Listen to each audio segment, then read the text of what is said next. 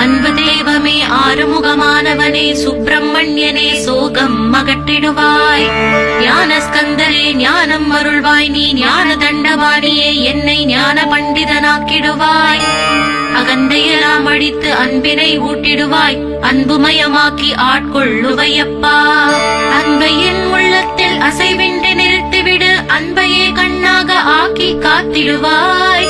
உள்ளும் புறமும் உன்னருளாம் அன்பையே உறுதியாக நானும் பற்றிட வந்திடுவாய்.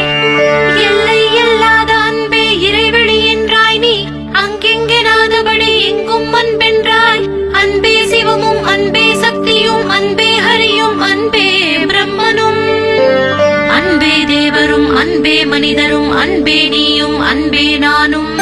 அன்பே சத்தியம் அன்பே நித்தியம் அன்பே சாந்தம் அன்பே ஆனந்தம்.